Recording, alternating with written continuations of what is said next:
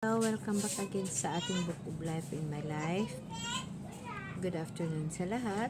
So matagal ako hindi nakagawa ng video, hindi rin ako naka-live dahil sa mga sitwasyon. So for today, magbabahagi lang ako sa inyo ng isang verse na mula sa Biblia. Ito yung nakasulat sa Santiago chapter 4 verse 5.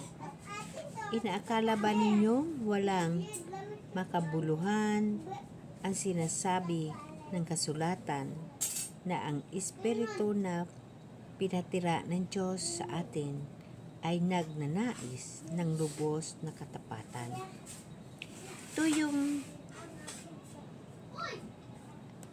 ibig sabihin, mga kapatid, yung Holy Spirit sa loob natin, gusto niya buong puso natin kay Lord lamang. Kumbaga, sa buhay natin, marami ho tayong mga priority. Priority natin sa buhay, bilang tao, priority natin sa mga bagay-bagay. Pero bago natin kalimutan na ang pinaka-priority natin, ang espirituhato natin na buhay. Ito nga, mga kapatid, na ang Holy Spirit na pinatira sa atin ng mahal na Diyos, ito rin yung mana natin na mula sa Diyos. Ito rin yung armas natin. Dahil sa banal na Espiritu, ito yung koneksyon natin na makikipag-usap sa mahal na Diyos. Ito yung mga bagay na hindi natin maunawaan, ngunit kumikilos sa buhay natin pag mayroon tayong panampalataya. Yes, mga kapatid.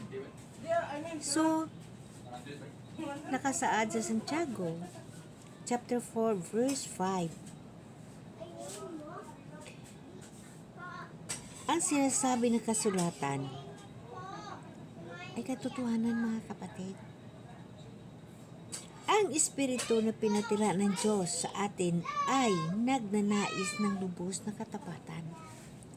Dito lumalabas na nagsisalo sa mahal na Diyos pag mayroon tayong ibang sinasamba. Sinasamba mo ang kaligayahan dito sa mundong ibabaw, sinasamba mo ang pera, sinasamba mo ang bising buhay mo dito sa mundong ibabaw. Nakakaligtaan mo na si Jesus.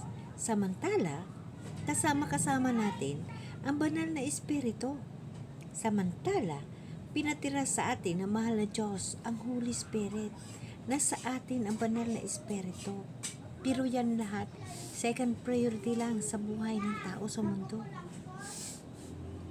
Bihira lang ang tao na naka-first priority sa espirituhanong niya kabuhi.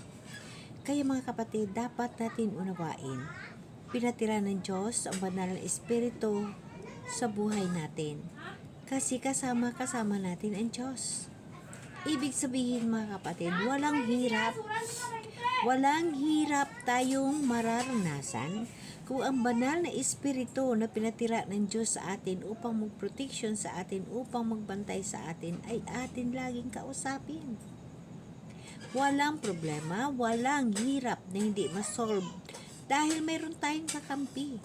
Nandyan ang banal na Espiritu na pinatira ng Diyos sa buhay natin. Pinatira ng Diyos sa atin. Kasi ang banal na Espiritu ay mana natin mula sa Diyos. Again, uulitin ko, mga kapatid, ayon sa Santiago chapter 4 verse 5. Inaakala ba ninyong walang kabuluhan ang sinasabi ng kasulatan na ang Espiritu na pinatira ng Diyos sa atin ay nagnanais ng lubos na katapatan? Yes, mga kapatid, lagi natin tatandaan na ang Diyos nagsiselos din.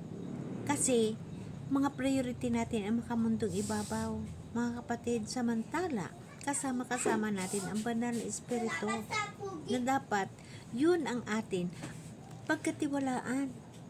Ang banal na Espiritu, ang Holy Spirit na iniwan ng Diyos na minana natin.